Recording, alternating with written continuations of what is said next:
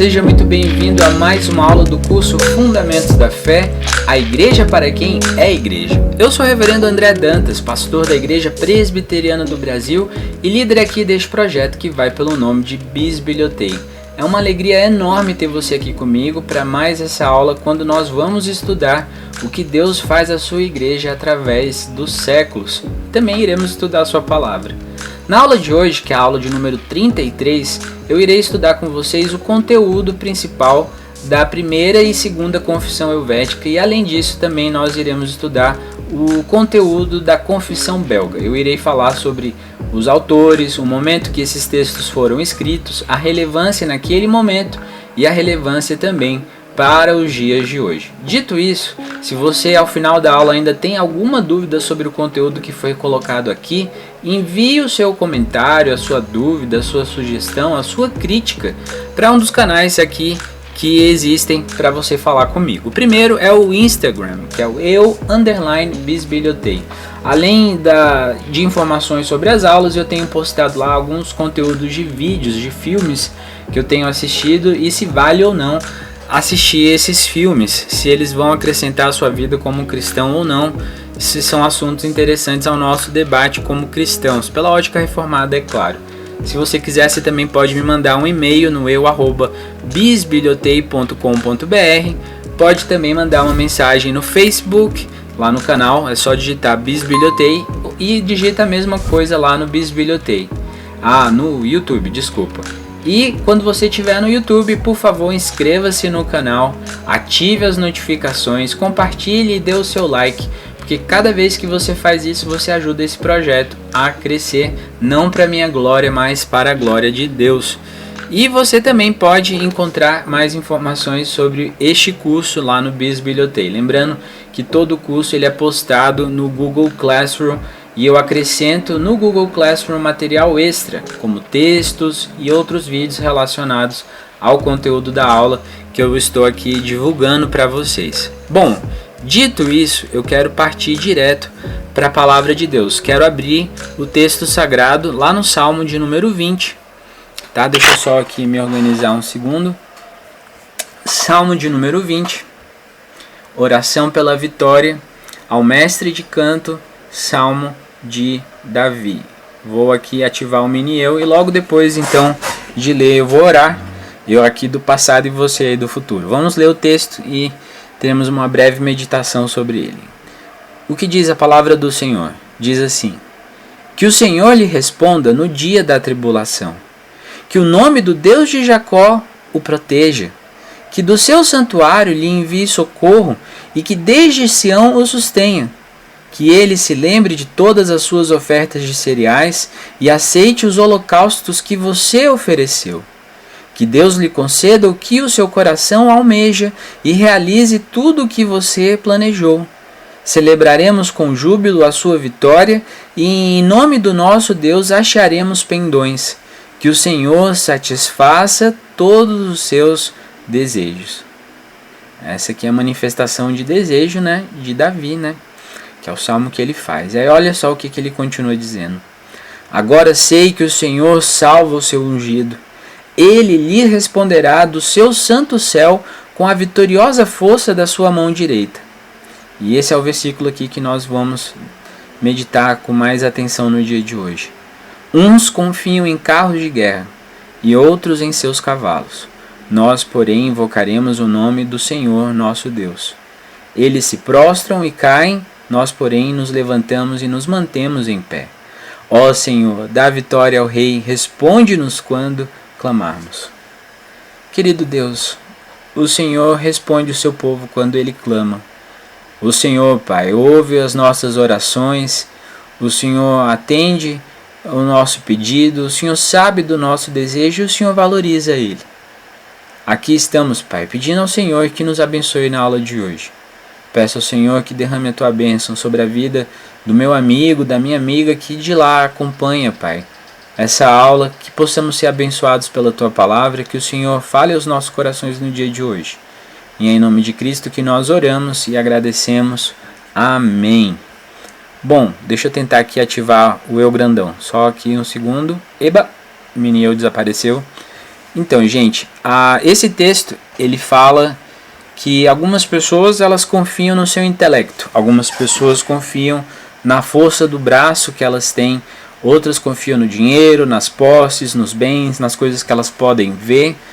E aqui nós colocamos como Davi que a nossa confiança ela não está em nada disso. A nossa confiança não está em líderes políticos, não está no preço do dólar, não está na situação do real, na situação da nossa economia. A nossa confiança está em Deus. Vivemos dias aí de muita insegurança, tanto política quanto insegurança na questão de escolas, né? Temos visto o aumento dos atentados em escolas aqui no Brasil, lá nos Estados Unidos novamente, na Europa, na Rússia. Então o mundo jaz no maligno e precisamos pensar que a nossa confiança não está em nós ou em outras pessoas ou em objetos, mas está em Deus. Ele é a nossa confiança e nós invocaremos o seu nome porque Ele sabe os nossos desejos e Ele valoriza o que nós pensamos. Isso é importante. Isso aí é uma das diretrizes que guiam, por exemplo, a confecção de confissões pessoais, como nós vamos ver no dia de hoje. Beleza, gente, vamos começar então aqui a aula mesmo dita, Fundamentos, a Igreja para quem é a Igreja. Então a primeira coisa que eu quero falar para você é senta que lá vem história. Se você foi criança na década de 80 ou no início da década de 90, sabe o que essa imagem representa. Quero aqui contar hoje então bastante história para vocês. E todas elas relacionadas ali ao início da expansão da Igreja Reformada. E nós saímos então do contexto das Américas e voltamos para a Europa. A data aqui inicial dos nossos estudos de hoje é 1536 e nós começamos então com o texto da primeira confissão helvética. A primeira confissão helvética, ou a primeira CH, ela é creditada aos esforços de dois reformadores lá de Estrasburgo, Martin Bucer e Capito. E o objetivo desses dois era promover a união entre um grupo de luteranos, pessoas que estavam ligadas a Lutero, ligadas ao que Lutero lutava, que era a reforma da Igreja Católica no seu início, certo? Mas aqui já tem um desenvolvimento de alguns anos. E um segundo grupo, que era o grupo dos suíços, é um grupo nacional.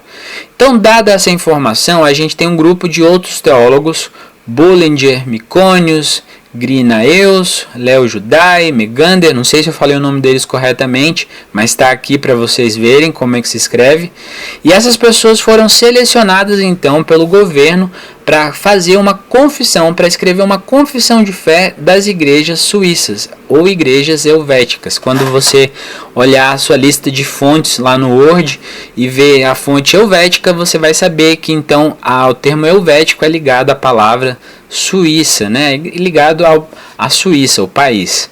E eles então criam uma confissão de fé que ela seria usada num concílio geral que o Papa estava então pensando em organizar ali naquele contexto. Ela foi examinada e foi assinada por todos os clérigos e delegados leigos no mês de fevereiro de 36 e daí então ela foi publicada em latim. Nesse contexto, depois que ela é publicada em latim, Lutero ele vai receber uma cópia desse texto que é enviada por Martin Bucer. E quando Lutero ele lê o texto e ele fica satisfeito com o que ele lê, ele fala então que ele vai fazer tudo o que está nas suas mãos fazer para que houvesse então essa união e harmonia entre os suíços e os luteranos. E aqui falar de união, gente, é importante. Bom, vamos analisar então no grau de igreja. É importante que igrejas estejam unidas. A gente verifica a saúde de uma igreja, por exemplo, federada, como é no caso das igrejas presbiterianas. A gente verifica a saúde de uma igreja presbiteriana se ela estiver em bom relacionamento com outras igrejas presbiterianas e igrejas também fora da denominação. Se não é uma igreja que está ali apenas isolada no seu mundo, segregada, né, assim, isolada mesmo, ou é uma igreja que está em contato com os concílios superiores da igreja presbiteriana. Uma igreja que é saudável, ela tem essa harmonia e essa união como objetivo da sua existência. Porque nós somos um povo só, né? Como a gente estudou naquele conteúdo que fala sobre a igreja. Entendam que esse é o primeiro credo reformado de autoridade nacional. Vieram outros, mas esse é o primeiro credo, é a confissão de fé, é o primeiro texto doutrinário que ele tem uma relevância não apenas para um grupo de fé, um grupo religioso, mas ele tem relevância para um país. É um credo que é assumido por uma nação. E esse credo, essa confissão de fé, ela tem 27 artigos. E ela é mais completa que o credo que veio em 34, que era a confissão de Basley, ou Bale. Não sei como é que aí vocês falam o nome, mas essa confissão aí. E ela é menor que a segunda confissão helvética, que é normalmente a tendência, né? Se vem a segunda, ela vem acrescentar mais textos, mas é possível que também ela viesse a cortar alguma coisa que fosse considerada errada, mas no sentido sempre mais comum é que a segunda, a terceira, a quarta, a quinta, elas venham fazer acréscimos e não cortar textos. Dito isso, essa primeira confissão helvética, ela vai tratar sobre os sacramentos, que é a ceia do Senhor e o batismo. E na sua essência, na sua teologia, ela é essencialmente zwingliana, de Zwinglio, mas ela é mais enfática quanto à significância dos símbolos sacramentais e à real presença espiritual de Cristo, que, de acordo com o texto, dá seu corpo e sangue, isto é, ele mesmo aos crentes, a fim de que viva cada vez mais nele e eles nele. Aqui a gente precisa entender que a doutrina sacramental, no que relaciona à ceia do Senhor, ela é um ponto de bastante divergência ao longo da história, né? Diverge muito dos católicos para os primeiros reformados, e dentro da história da Igreja Reformada tem um grupo que considera, né, elas como uma questão simplesmente de memória, memorial, mais calvinista, ou outros como um símbolo mesmo da real presença, só que não memorial, mas de uma forma um pouco diferente. E em 66 a gente tem a segunda confissão helvética. Esse rapaz aí de barba grande não sou eu, mas que está ao meu lado, é o Bullinger, é o Henry Bullinger, que viveu de 1504 até 1575. Pouco tempo depois, né, da confissão helvética, o Senhor recolheu ele para junto de si. A segunda confissão, ela é considerada a melhor das confissões da família zwingliana.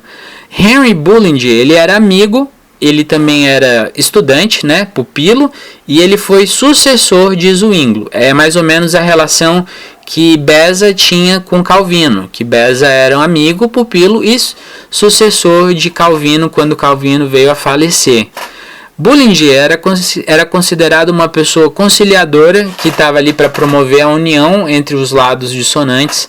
Era uma pessoa hospitaleira, que recebia as pessoas ali onde ele morava. E ele não tinha o desejo de destruir o trabalho de quem o antecedeu, mas ele tinha como objetivo continuar o trabalho do seu predecessor. Isso é importante porque, por exemplo, quando a gente acabou de sair de um período eleitoral aqui no Brasil, e o que normalmente a gente vê é a pessoa que é o novo governador, o novo prefeito, o novo presidente, tudo que o antecessor fez, seja de bom ou de ruim, mas aqui com foco principalmente nas coisas boas, o que vem depois, o sucessor, normalmente ele acaba com todos esses projetos porque ele quer fazer o nome dele. E esse não era a intenção de Bullinger. Bullinger ele entendia que ele tinha que dar continuidade, não criar a roda. Bullinger ele pastoreou a igreja de Zurique no final da sua carreira e ele também entrega o seu trabalho bem estabelecido ao seu sucessor. Isso aí também é outra questão interessantíssima, porque não é apenas fazer um trabalho e completar um ciclo, mas é promover novos líderes que também continuem o trabalho. O meu trabalho como pastor não é deixar meu nome marcado na história, mas deixar o nome de Cristo marcado, continuar marcando o nome de Cristo na história, que a luz dele seja vista e não apenas a minha própria luz, né? Então Bullinger entendia isso aí muito bem. e ele fez isso com muita qualidade.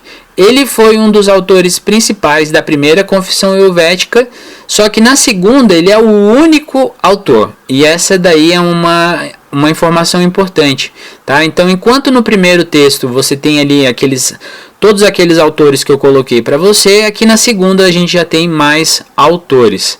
Ele escreve a segunda confissão helvética em 62, ou seja, 4 anos antes da publicação da confissão helvética como segunda confissão helvética. E ele faz essa confissão em latim para uso pessoal dele. E aqui eu faço um desafio a você, caro espectador, caro aluno, caro pupilo, caro amigo, caro irmão em Cristo.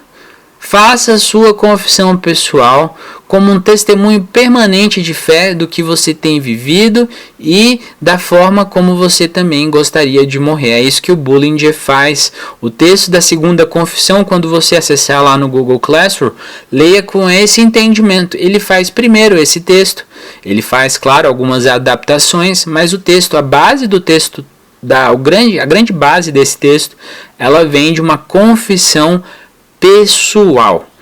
Então, aqui é a importância, né? Se a confissão é pessoal, ela tem que ser boa tanto para mim quanto também para outras pessoas. E ela tem que ser baseada em quê? No que eu acho? No que eu penso? Não.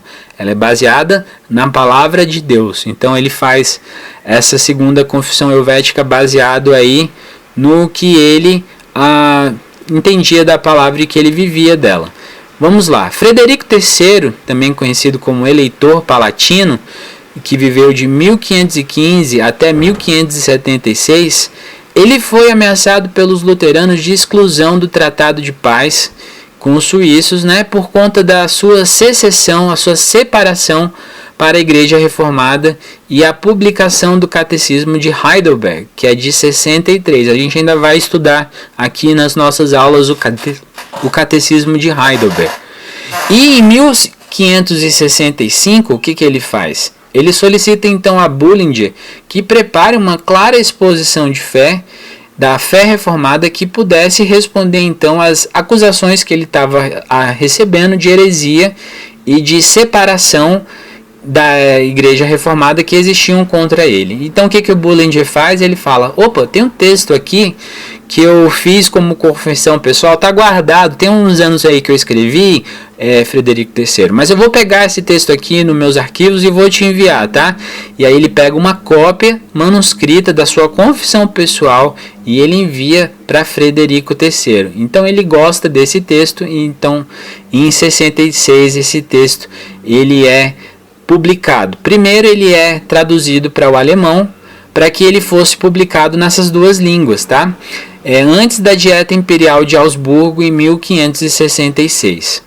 A primeira confissão helvética ela é considerada muito pequena nos seus 27 artigos, e de fato ela é. A outra confissão ela é bem maior, bem mais extensa, vocês vão ver lá no Google Classroom, eu vou mostrar aqui para vocês brevemente. A Confissão de Zurique, de 45, o Consenso de Zurique de 49 e o Consenso de Genebra de 52, eles abordavam apenas os artigos da ceia do Senhor e da predestinação, o que em si já é muita coisa. Mas todos os 3 textos eles falam sobre basicamente a mesma coisa. Então, para atender às demandas que o Frederico estava respondendo, o texto do Bullinger caía como uma luva. Então, para atender essas necessidades, para unificar os suíços, o texto teria que ser mais completo e tratar de mais assuntos. Então, o Bullinger ele faz algumas mudanças e ele apresenta o texto em alemão, uma versão para Genebra, Bern, Schaffhausen, Biel, Grisson, Gall e Munchausen, e Bale, que já tinha sua própria confissão e resistiu por algum tempo, mas depois ele leu e entendeu que essa versão era a mais correta e também cedeu. Então, Bullinger, com seu caráter conciliatório, ele conseguiu colocar esse grupo todo de pessoas e de estados na mesma linha. Então, no dia 12 de março de 66, lá em Zurique, tanto em alemão quanto em latim, o texto da segunda confissão helvética é enviado para Frederico III e também para Philipp de Hesse. Frederico ele faz uma nobre defesa da sua fé diante da Dieta de Augsburgo e até os oponentes luteranos, em admiração por sua piedade, deixaram a ideia de sentenciá-lo por heresia de lado. Falaram, o que você fez aqui agora, a forma como você defendeu a fé, tá ótima. Então a gente não vai colocar você à morte, você não vai ser preso, nada de ruim vai acontecer com você, tá bom? Então essa confissão ela veio para trazer união a uma nação e também veio para trazer liberdade e vida para Frederico III. E Deus foi louvado, porque uniu o povo ao invés de dispersar as pessoas. Como a maior parte das confissões do século XVI, a segunda confissão helvética ela vai além dos limites dos credos populares e agora ela se aproxima de tratados teológicos de grande volume de página. Como nós vimos na Confissão da Guanabara, que ela é curta, ela é basicamente uma página e meia, aqui a Confissão Helvética são pelo menos, se eu não me engano, umas 20 ou até 50 páginas, eu posso estar errado aqui no número. Mas é uma produção mais extensa, é uma produção mais elaborada. E agora o objetivo não é tanto as pessoas saberem como responderem a razão de sua fé de uma forma simples, objetiva, na conversa do dia a dia. O objetivo agora era sustentar a fé de um povo de uma forma nacional, como nação. E isso daí é feito pela Confissão Helvética. É a primeira confissão, então, que tem esse objetivo de ser um tratado teológico com mais peso. Tá bom? Existiam outras, como a gente já leu aqui, existiram outras confissões, mas essa segunda confissão helvética de 66, ela vem com mais peso na história. E a gente vai ver uma evolução disso aí também ao longo das próximas aulas. A primeira confissão helvética, ela é sucinta, são só os 27 artigos. E a segunda ela é uma afirmação da primeira, porque ela vai estar na mesma ordem de tópicos, mas só que ela vai desenvolver mais o conteúdo e a forma. Então ela vai expandir a primeira, é o mesmo conteúdo, mas expandido. É escritural e católica, é universal, né, nesse sentido, ela não se compromete com os erros da Igreja Católica Apostólica Romana, IK, e ela vai ser moderada quanto aos dogmas luteranos. Ela vai tentar não criticar, ela vai tentar não apontar os erros, falando assim, esse aqui é o seu erro. Ela vai entrar em contato no que a Igreja Zwingliana e a Igreja Luterana elas tinham em comum. Então ela entra nos pontos em comum para poder criar união, não para poder criar dissensão. E é importante a gente falar sobre isso nos dias de hoje, porque a gente vive dias que as pessoas elas estão aptas a criar tensões e dissensões e separações. Mas será que a gente tem aquele esforço natural para andar junto com pessoas que pensam diferente de nós? No caso aqui, luteranos e zwinglianos, eles têm um ponto comum que é Jesus Cristo. E como eu posso andar com aquele que pensa um pouco diferente de mim? Será pela força do meu intelecto? Será pela força do meu braço? Ou será pela força do meu Deus? Então, Bullinger, ele, nos seus textos, ele vai muito nesse sentido, tá bom? Os credos recebidos de 4 concílios, né? E para dizer muito em poucas palavras, cremos de todo o coração e livremente confessamos a viva voz tudo o que foi definido com fundamento nas Escrituras Sagradas a respeito do mistério da encarnação de nosso Senhor Jesus Cristo, compreendido nos credos e decretos dos 4 primeiros venerandos sínodos, 18 reunidos em Niceia, Constantinopla, Éfeso e Calcedônia, juntamente com o credo do bem-aventurado Atanásio e todos os credos similares, e condenamos tudo que for contrário a eles. A gente vê aqui, desde 400, quando a gente começa a estudar o credo apostólico e o credo niceno-constantinopolitano, até 1566, que o que Bullinger faz junto com os outros reformadores, e eles tentam, Bucer também, eles tentam unir.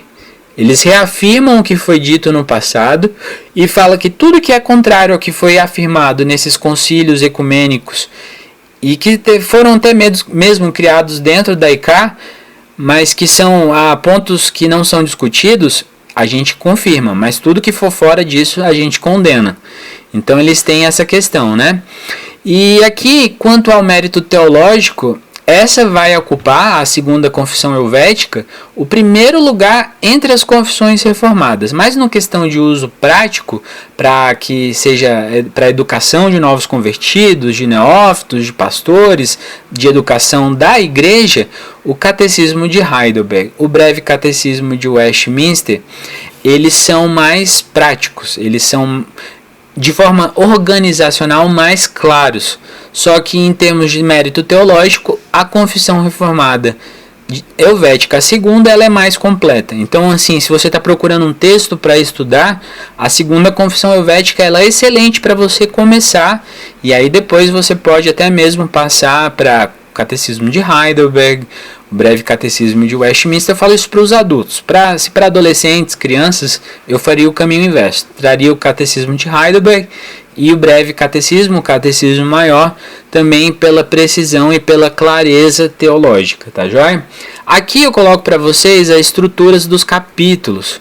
Só para você ver, a segunda confissão helvética tem 30, enquanto a confissão a primeira confissão helvética, ela vai até o 27. Então aqui a gente tem texto falando da Escritura Sagrada, da mesma forma como a Confissão de Fé de Westminster, a interpretação da Escritura Sagrada, fala de Deus, a sua unidade, trindade, dos ídolos ou imagens de Deus, de Cristo e dos santos, da adoração, do culto e da invocação de Deus por Jesus Cristo, único mediador, da providência de Deus, da criação de todas as coisas, dos anjos, do diabo e do homem, da queda do homem, do pecado e sua causa, do livre-arbítrio e da capacidade humana, da predestinação, e aí ele vai falando basicamente os textos que a gente já viu na Confissão de Fé de Westminster, estão todos aqui, né?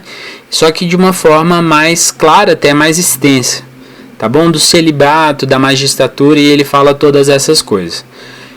Então a gente foi para o futuro, fomos para 66 e agora a gente volta um pouquinho para o passado, para a Confissão de Fé belga ou Valônia, que é de 61. Guido de Bresse, ou Guy de Bray, que viveu de 1522 até 67, ele foi um pastor martirizado na região sul, lá nos Países Baixos, que a gente fala que é a Bélgica, e ele é o principal autor da Confissão belga.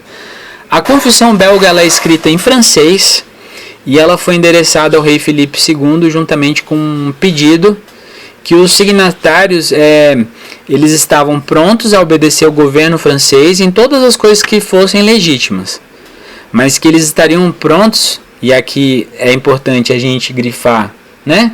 Eles estariam prontos a oferecer, deixa eu só ver se eu consigo marcar aqui, marca texto, deixa eu ver, a oferecer as suas costas aos chicotes, as suas línguas, as facas, as suas bocas, as mordaças e o seu corpo às chamas, ao invés de negarem as verdades expressas na confissão. Foi por isso que a gente começou a meditação aqui hoje com o Salmo 20, porque ele estava depositando a força dele não no governo francês, mas ele depositava a sua força e a sua fé em Cristo.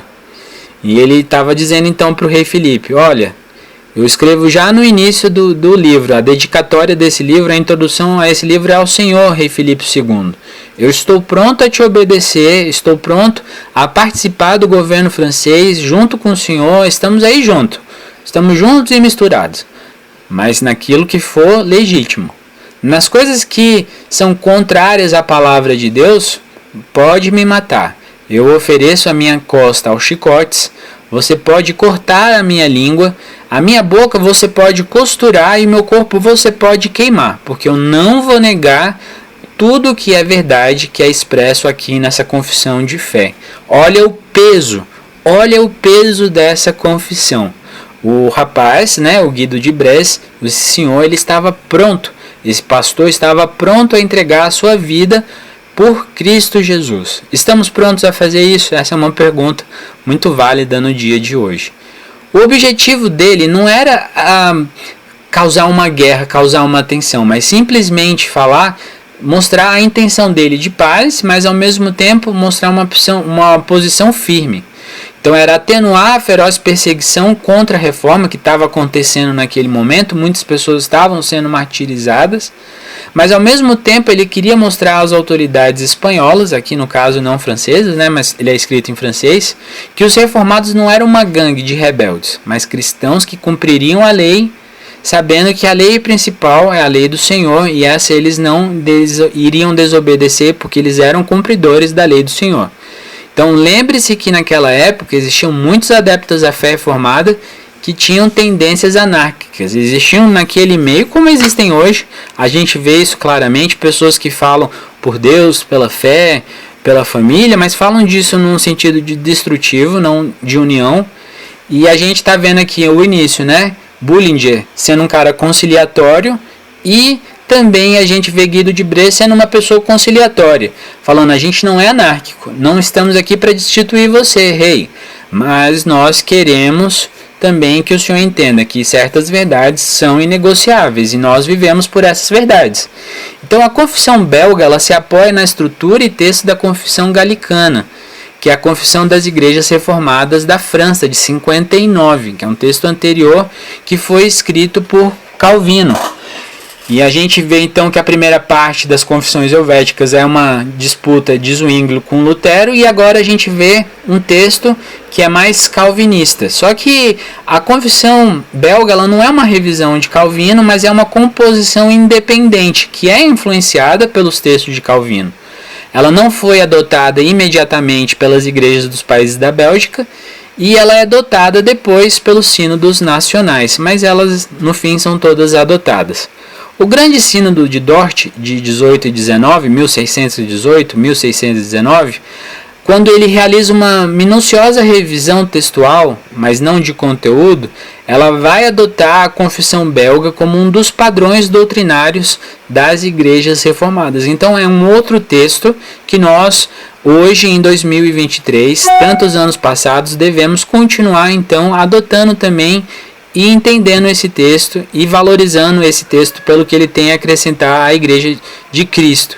É organizado em 37 artigos que fala de Deus e como conhecê-lo, a Escritura, a Trindade, a criação e a providência, a creda e a eleição, a pessoa e a obra redentora de Cristo, a justificação, a santificação, Cristo como mediador, a igreja e seu governo, os sacramentos, as autoridades civis e o fim de tudo, as últimas coisas. Então são textos importantes que falam então sobre a união da igreja, a importância da igreja estar unida. Encerro então essa breve aula, muito curta por sinal, dizendo, meu irmão, pense um pouco no que esses dois homens, tanto Bullinger como Guido de Brès, fizeram. Pense na atitude deles perante o governo, porque são aqui textos que estão relacionados não tanto ao pessoal, apesar de Bullinger ter feito um texto pessoal e de Guido de Brès estar pronto a entregar sua própria vida, mas são textos que falam sobre discussões nacionais do cristão relacionado ao país, à nação. Pense como então nós estamos nos relacionando à cultura. Será que nós estamos prontos, como Guido de Brès, a fazer essas afirmações? Que nós obedeceremos o Estado brasileiro a partir do momento que, nas coisas que são legítimas, mas que naquelas coisas que o Estado estiver contrário à palavra de Deus, nós ofereceremos a nossa língua a ser cortada, as nossas costas ao chicote e as nossas bocas a serem costuradas e o nosso corpo ao fogo? Isso é importante. Isso é importantíssimo. Nós precisamos ter essa confissão de fé. Que eu posso tirar alguma coisa da aula de hoje é o seguinte: primeiro, que nós precisamos ter uma confissão de fé pessoal. Precisamos estar prontos para dar razão da nossa fé, como eu já venho falando desde a última aula. Mas além disso, nós precisamos também ter uma posição clara diante do que o nosso Estado faz. Como cristãos que amam a Cristo, que desejam servir o Senhor da melhor forma. Precisamos ser claros e precisamos ser conciliatórios, não anárquicos. Eu acho que isso também é outra coisa que fica claro na aula de hoje. Precisamos zelar pela união e não pela desarmonia, não pela separação. Hoje nós vivemos numa sociedade sectária, que gosta de ter igreja para criança, igreja para mulher, igreja para homem, igreja para adolescente, igreja para jovem, igreja para idoso, igreja para quem gosta de comer, igreja para quem gosta de jogar futebol. Mas a gente precisa pensar que somos um único corpo, somos um único povo. E eu sou irmão de alguém que crê em Cristo e confessa Cristo seu Salvador, mas está na igreja da Assembleia, na Batista, na Metodista e enfim, qualquer outra igreja, mas se ele confessa Cristo como seu Salvador, naqueles pontos que são base, nós somos irmãos em Cristo e precisamos andar unidos diante das coisas que Cristo nos coloca como principais, que são inegociáveis. Precisamos andar unidos. Então eu acho que é o que a aula de hoje fala. Que Deus te abençoe. Se você tiver alguma dúvida, mande o seu comentário, mande a sua dúvida, que eu vou responder aqui assim que possível, tá bom? Que Deus te abençoe, um grande abraço e fui!